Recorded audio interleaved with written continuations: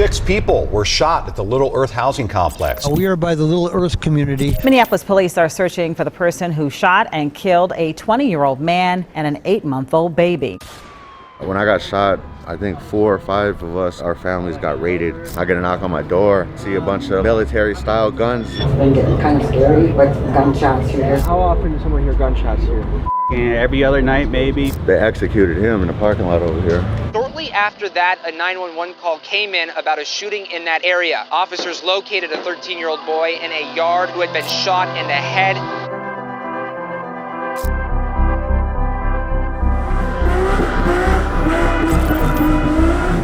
Be little ass motherfuckers with like guns and shit, like 12, 11 years old and shit, running around with guns and shit.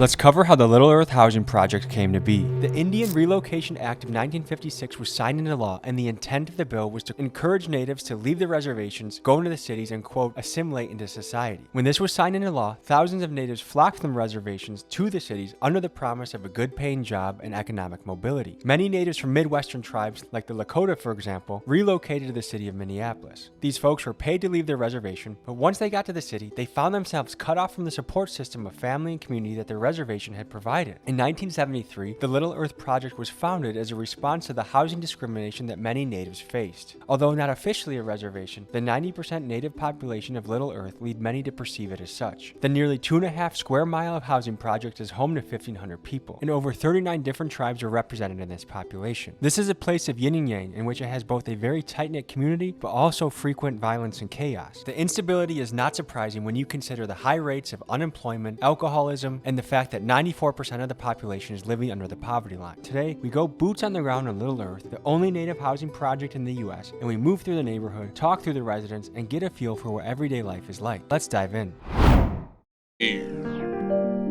More money, more problems, but bitch, I ain't tripping, cause I want it all. My head has been robbing, my head has been trapping, trying to get the shit off. Niggas say he want war, but I don't know he don't want to get caught in that cross. Fuck your hoe one time, then I'm done, now tell a little hoe get lost.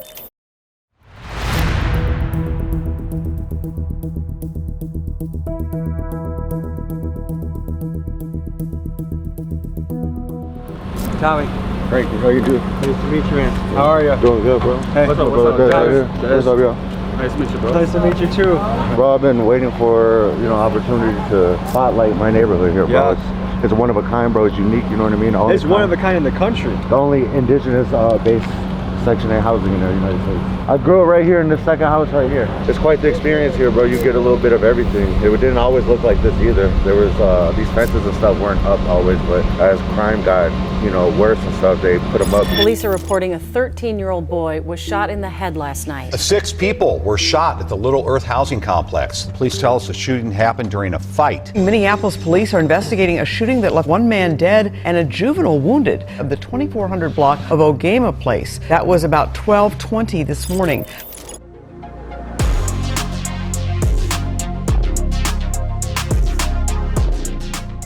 Yeah, these garbage cans have been here forever. I remember as a kid, these actually burnt up. Somebody threw charcoal in here and they lit on fire and they haven't changed them since. There's 2 sides to Little Earth.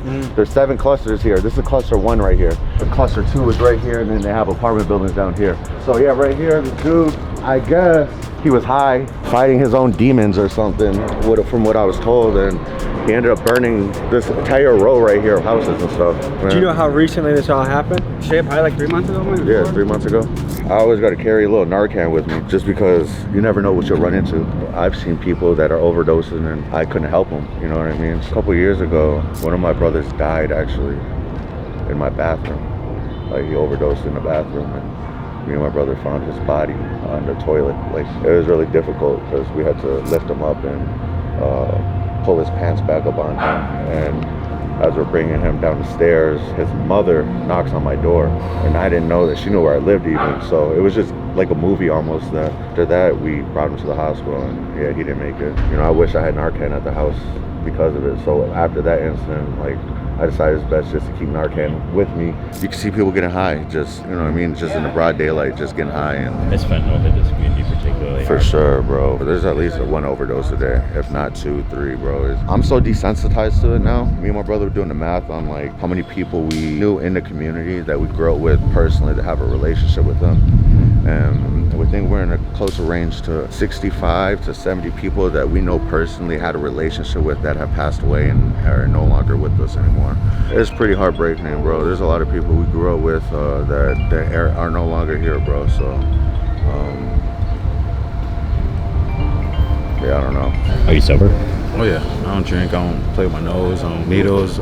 I grew up watching that, so I didn't grew up. That's not what I wanted to be like. I ain't had no dad around, so I have kids, so I want to be something that, you know, I ain't never had. And then me and my brother ended up getting our unit right here until we got kicked out. What made you get kicked out? My brother right here was fighting, and the dude kept trying to get to his friends. We went outside prepared ready to fight with drama, you know what I mean? And during that time, I had my concealed carry. I had an AR-15 on me, and you know, in Minnesota you can't open carry with an AR-15, so that's where my felony came into place right there, was open carrying that. As he's fighting, one of the guys point blank range is about to shoot him in his back. I distract him, and from that distraction he shot me. One of my brothers ended up returning fire on him and ended up shooting 5 people that day, and I was the 6th person to get shot that day. So from that day, you know, it's hard to prove self-defense with that situation. I sat 104 days in the county, and then I did probation, and then like I violated probation. I had to fight the violation. So I sat 5 years on probation after doing the time. What happened was it went through here.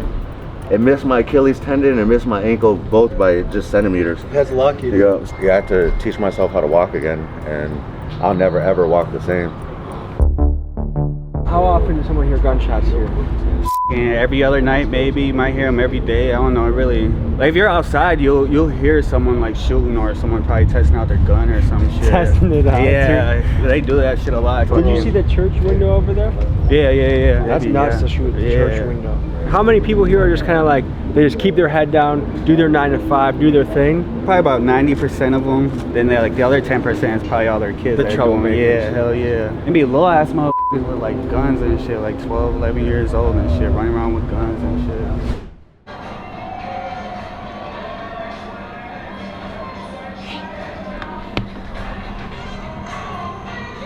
I'm just a great grandma. I stay at home. I'm raising her. I've had her all this time. I'll probably have her till she's 18. Come on, Victoria. Grandma Rose was kind enough to invite us into her house as she was making lunch for her great-grandkids. I always enjoy talking with the elders of the community, and here's what she had to say. How long have you lived in Little Earth?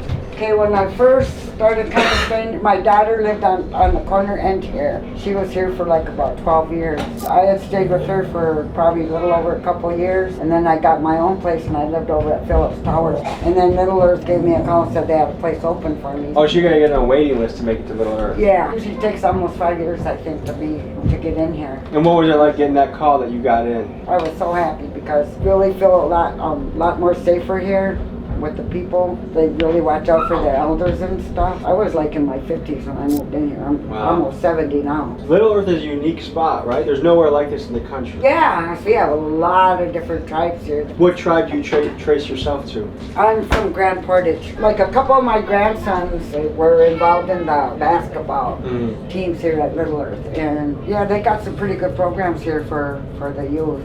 But I pretty much stick to myself around here because, I mean, just lately it just seems like it's been getting kind of scary. Like gunshots, you hear gunshots every now and then and stuff, and it gets pretty close. And I worry about my great-granddaughter and stuff. I mean, because there was just a couple years ago, a little girl got shot. I mean, it was by accident, but it gets kind of scary with that. Do you wish there were stricter gun laws? Yes, definitely. There's too many young kids with that. You know, I mean, with the teenagers stealing the, you know, basically from what I heard on the news, the Kias and I don't know what other kind of car, that's pretty typical of that. And they're just getting like a slap on the wrist with the law. Like, what should be the punishment for a kid if they steal a car? What I think, when I grew up, I was a teenager, got in trouble. If you got in trouble, they sent you away. They had the county home school. They had the St. Cloud Children's Home. They had Red Wing for the boys. They had Totem Town for the boys, and you know, and then they had Sac Center. I mean, for juveniles, if you got in trouble, you know, like you got sent to one place, you know, go home and get in trouble again. Then you get sent to, you know, a more stricter place. And I think they should bring that kind of stuff back. Something is wrong in society if we are afraid of a 14-year-old. Exactly.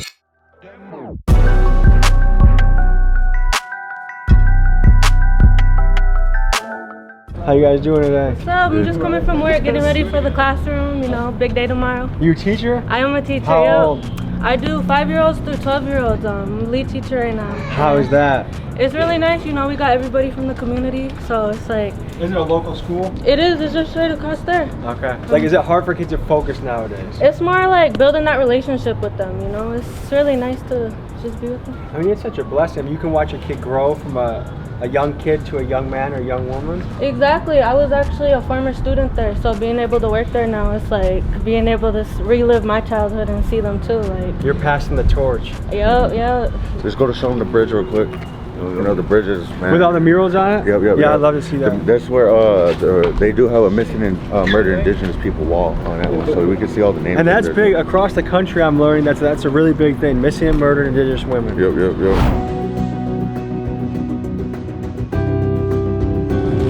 So right here, this is the Lear office right here. This is where like they keep the statistics over here. They got like college people to help sign up for college over here. This is the Boys and Girls Club over here too, so that's where the youth go during either summer or daytime and stuff. Both do you places. feel like there's enough for youth to do around here?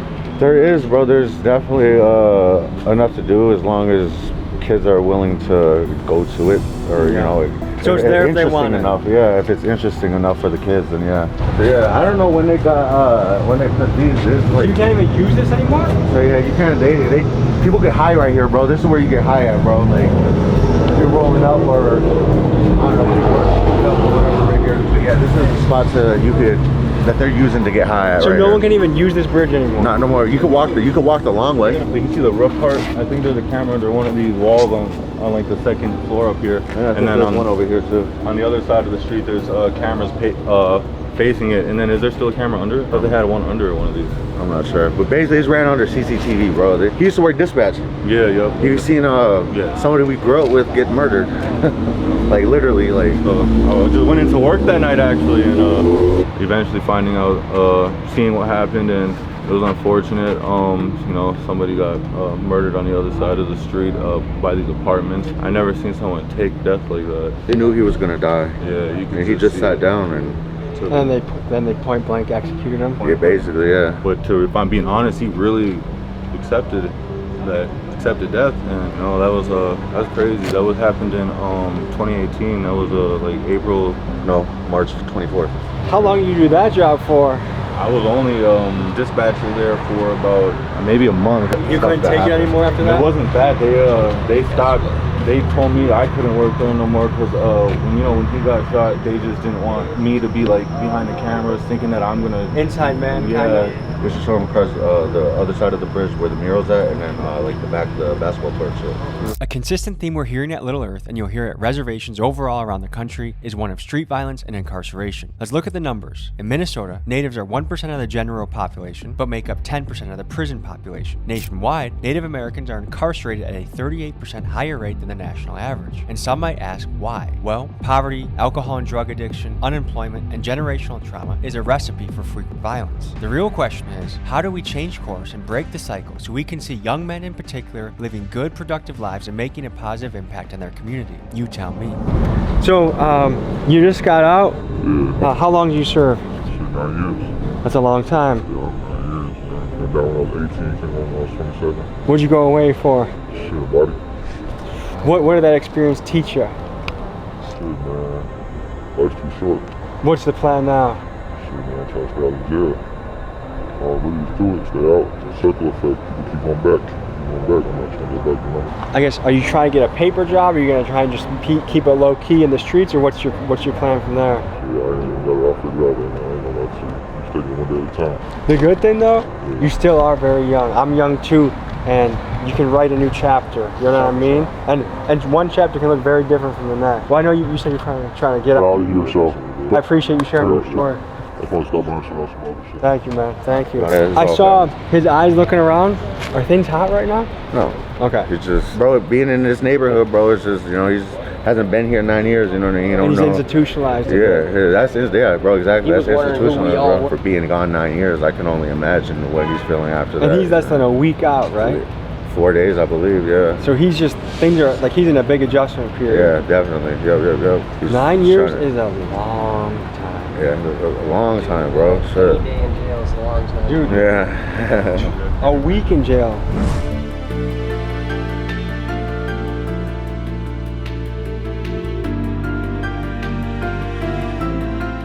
I think people that passed away got killed and shit right here. Ivan, I think, yeah, they executed him in the parking lot over here. For what? I don't know, bro. He's our age. Yeah, he's our age, so I'm 27, so when that happened, like 22, 2000, so you're 22? Almost? Oh yeah, he was 22. You know, it's just sad though, regardless, you know what I mean? Like, these are the people I grew up with, literally, you know, and you know, it's one of the names that I added, you know, let you know that, was it 65, 70 people that we know that passed away? Yeah, we've got a list. Yeah. 65 to 70? Yeah. Just in this little community. Yeah, we've had, it's not that we just, like, that their name is this. It's not that, just that. It's like people that we had a relationship with at some point, that we knew, that we were, like, talked to and close with at some point. Yeah, like. So how many people would you say are success stories out of 10? It's hard to answer. What success is? Yeah, you know what I mean? What would they consider success? I would say out of 1 to 10, probably 2, 3. If we're lucky, 3 people. Being That's alive, a success. even being alive is successful at this point. You know what I mean?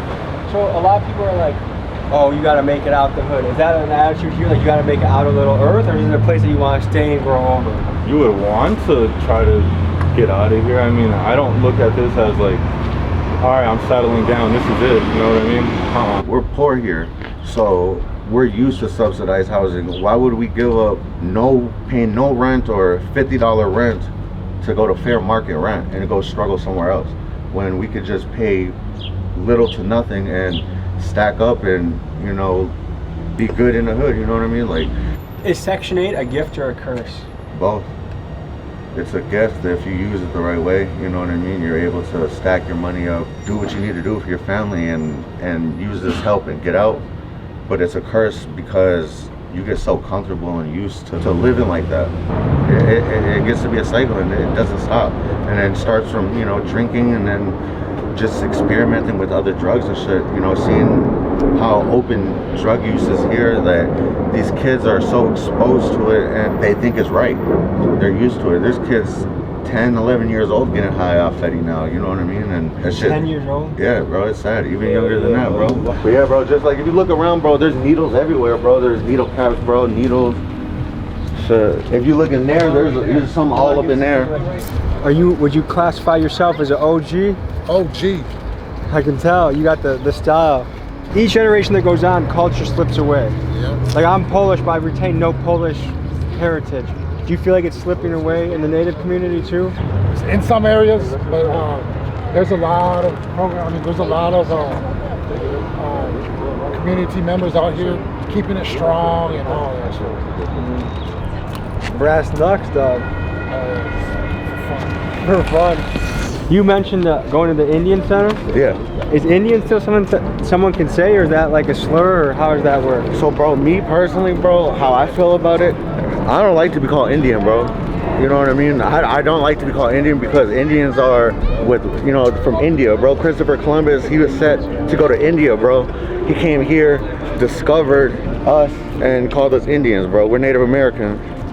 So he got his compass wrong a little bit? Basically, yeah. How could Christopher Columbus mess up this bad? Well, let's give you an interesting slice of history. Imagine this for a moment. You are an explorer, and you are at sea with nothing but a crude compass, a pencil, and some references your sailor friend Pierre had drunkenly told you at a bar. And now you're on a wooden boat surrounded by ocean everywhere you look. Maps at this time were so wildly inaccurate that oftentimes people had no idea where they were. When Christopher Columbus got to America, he thought he was in India. Hence why he called people Indians. Another example is explorer Jean Nicolet. He thought he was sailing a new path to China, so when he clambered to land to greet the natives, he wore a Chinese robe and shot 2 pistols in the air to impress them. Where he actually landed was Green Bay, Wisconsin, where the Ho-Chunk tribe resides. And the sea he thought he was navigating was Lake Michigan. Other ancient maps you'll find had locations where cyclops or multi-headed creatures stayed. Ancient exploration was really a wild era of history. That happened right there in that parking lot.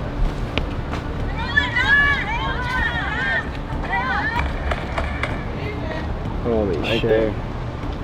Is everyone okay? Yeah, well, my cousin got shot.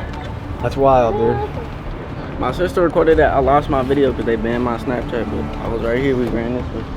Did you have adrenaline pumping through Hell you? yeah. Dude, that's where you get the shakes afterwards. But yeah, he got shot. He ran over there. We went and picked him up. I'm holding him, hands full of blood and shit, bring him to the hospital. And yeah, the cops took us to question us and shit. I ain't gonna lie, I got actually shot before too. It wasn't even on no other shit. It was motherfuckers just chilling at a kickback, playing around with guns too much. Shit, and I'm talking to somebody, I'm not even, my shit up everything. Next thing I just hear a boom. I look around, make sure everybody else good. I bet. Something on my mind like, nigga, you ain't even check yourself. I look down, blood gushing, I'm damn. And that was just on some chill shit. It wasn't nothing but family, you know what I'm saying? So like, shit happen, anything happen anytime, it should be crazy. And where were you hit? Shit, I had to do 3 hours in surgery in Minnesota, and then they couldn't even finish it, so I had to fly me over to North Dakota, my stomach cut open, and then finish another 3 hours over there. Go tell my mom name. 612, that's where I'm from. Is this relatively new? Yeah, that's why it's like peeling his How did dry. that feel on the fingers? Can be rough. Yeah, that shit painful. Yeah, the fingers the worst. Both. I'm big, yeah. Ooh, I like, what's your earth one? That's me. You feel me? I'm a king. I'll be high as hell, getting to my money. Who's Ben? That's my little cousin, RP Ben. I don't live him. He passed away in the car accident. You feel me? I keep him on my wrist. He's my guardian angel, always protecting me, looking over me, along with my Uncle Keith. You feel me? My guardian angel, always make sure I'm good. Look over me, keep guiding me, keep me safe on front of me. Did you guys make that yourself or you get it off someone? Get it off someone. Yeah, a lot of our big brothers and stuff make them in the joint because they don't got a lot of stuff and resources to keep them busy while they locked up and stuff. Oh, so they made that when they're locked up? Yeah, they make these when they locked up, keep them folk, keep them out of trouble, keep them busy and everything, so they ain't getting in trouble. Everything they send up to us. This looks like a newer section of the. Do you know when this was built at all? Yeah. Years ago. Yeah, it's been like it's newer than the other part, but it's been for years now though. So like, I ain't gonna lie, bro. Being here, bro, we kind of feels like being in like jail or prison, bro. Like we're behind these walls, we're behind these fences, bro. We got these cameras and shit looking at us and shit. You know what I mean? Where's that on top of the roof? That's a gun spotter right there, bro. We got gun spotters on all these buildings, bro. All these cars. Yeah, the shot spotters. Yep. You within 70 meters of where a gunshot goes off, it can tell. And because he's a sketchy white, I trust every word he's saying right now. Well, my incident that happened with me and shit, I was shot, so I had to run from that parking lot we were just in. Had to hop these fences over here, run, get up here, jump down from this ledge right here, and mind you, I have a bullet on my foot, you know what I mean, just shot. My shit, I don't feel nothing. I'm just running, and then they found a bloody footprint from over there. Oh, look at that needle cap right there. They found that bloody footprint from over there all the way over here and shit, bro. See the caps everywhere, right? Everywhere. Look at, there's needles right there. Dude, fentanyl is ruining a lot of cities in this country right now. Yeah, bro, it's, you know how people smoke cigarettes? Yeah. Like, just open, you could smoke a cigarette. People are doing drugs and shooting up right in the open and shit. This is a big homeless camp over This here. was huge. Right in here? It was all through here. So now they just fenced it off so no one can use it. Yeah. Growing up like that, they finally got people to stop sleeping there. And they do what they call, they evict the homeless, you know what I mean? They go do evictions and stuff, and they... What do you think about that? I think it's, I honestly, I get why they want to keep people from certain, not even that it's certain areas, but they just want to keep people from contaminating the ground. They want people to not be afraid to walk across the street. They don't want kids or adults, anyone for that matter, to step on needles, so they go do these evictions.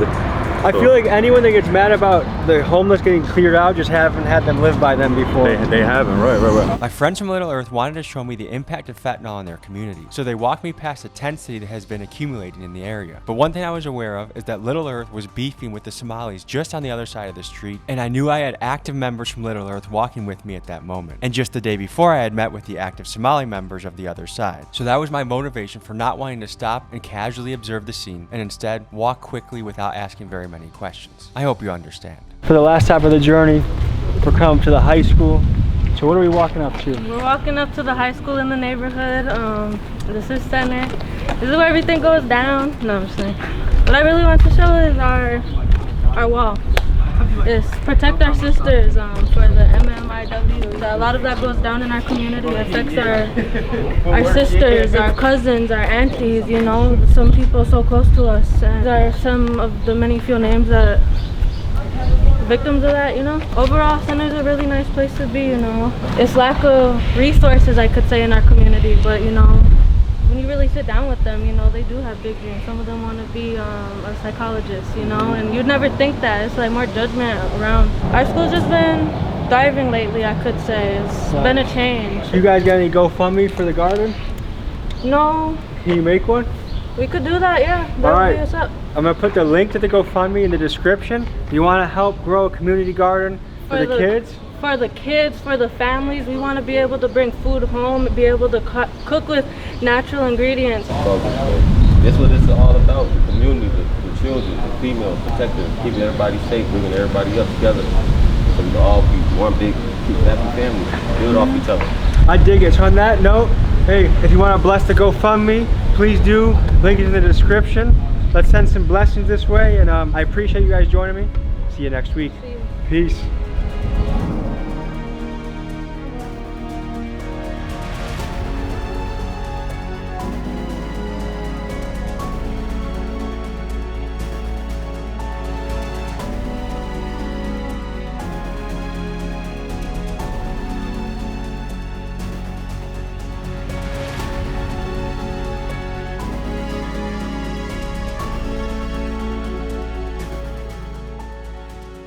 Folks, hope you enjoyed this episode.